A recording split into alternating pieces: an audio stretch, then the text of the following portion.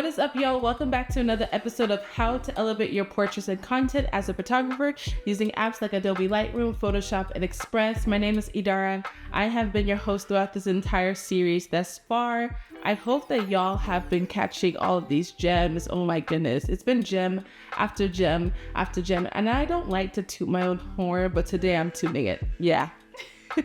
I hope that y'all are so excited for today's content. We're going to be talking about how to go about editing on the go using Adobe Lightroom Mobile. If you don't already know that there's a Lightroom Mobile app, I need you to go ahead and head to your app store, okay, and download it right now. It is a game changer, especially when creating content on the go. So I'm going to be walking y'all through it. I got my cellular device right here, okay? It is over here, and I'm going to be walking y'all through a number of different portraits that I'm going to be editing, and they're going to be of myself. I am in a season right now where I am trying to put out more content of myself, trying to do more shoots with friends, and just kind of bring out myself more as my own brand, right? As I am the face of my own brand. And so we're going to be editing some portraits that I will be utilizing as like new headshots for my website, for my Instagram, etc. So I'm really excited about that. So let's dive in. So we're gonna go ahead and edit this photo. We're gonna start off with the light option. You'll see that it's listed right here.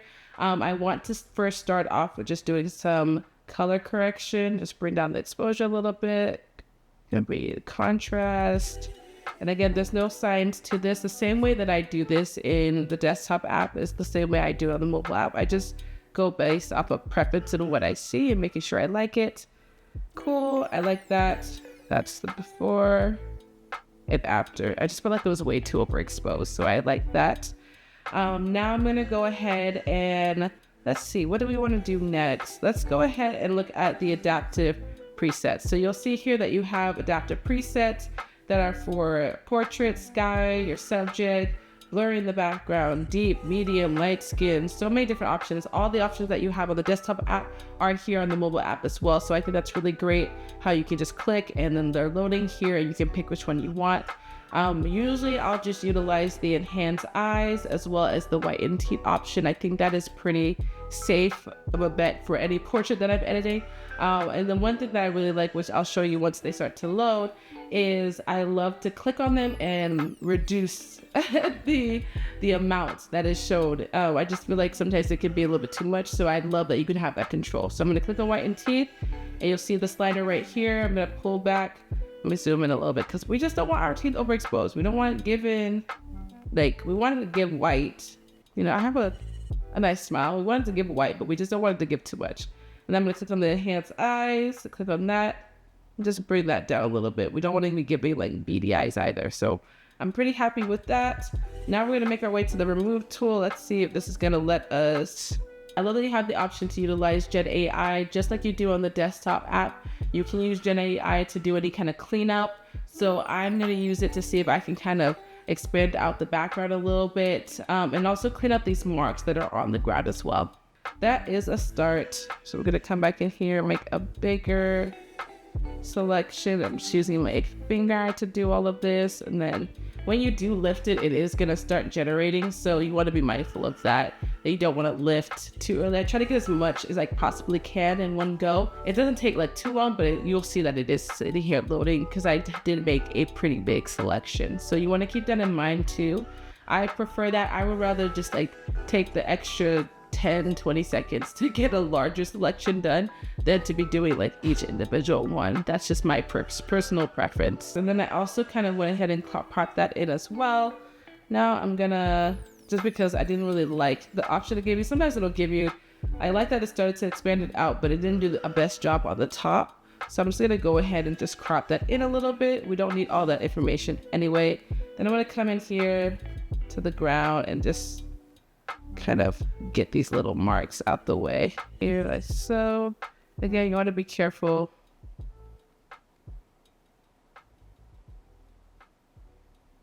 Okay, let's go ahead and there we go.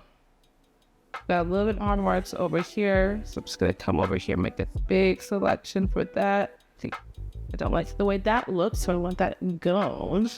We're gonna go ahead and just kind of keep cleaning up.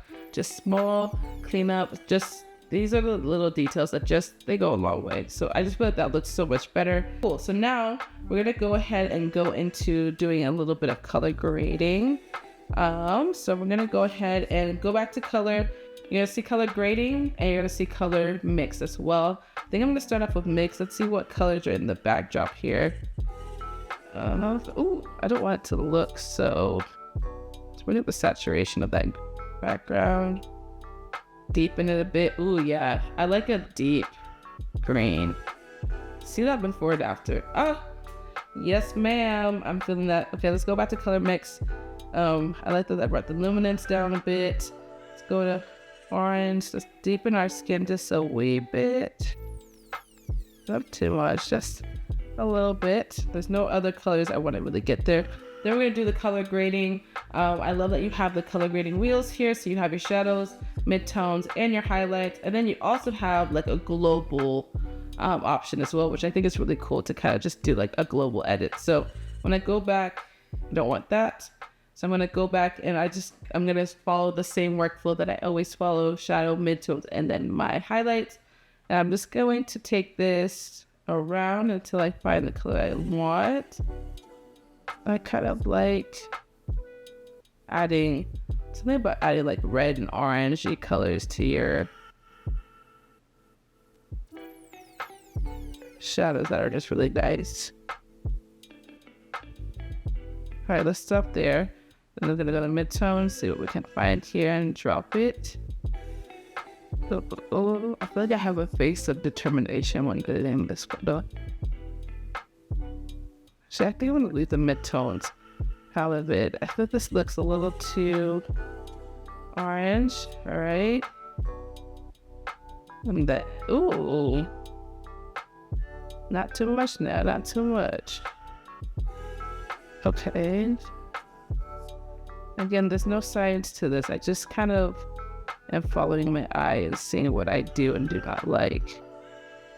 Let's see, that's a before, and or after. I feel like that looks a lot better there. Then go ahead and add my sharpening. You do have the option to blur similar to what you have on the desktop app as well. I don't have anything that needs to necessarily blur out of this portrait, so I'm going to leave that alone. Go back to color grading. Actually, let's mess around with this a bit. I don't want us to look yellow. Let's see the tint. Okay, that just took all the color out the background, although I like the color of my skin. So I'm actually going to come here and let's make a mask.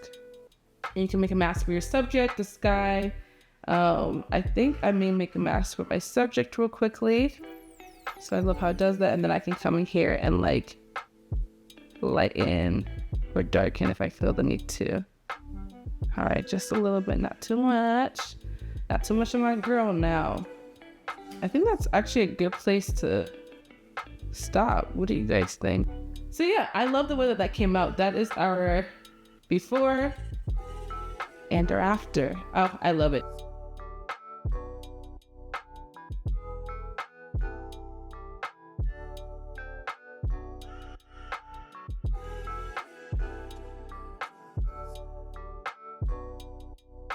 So I'm going to utilize this portrait for some of my social media, whether it's going to be like my Instagram, future content.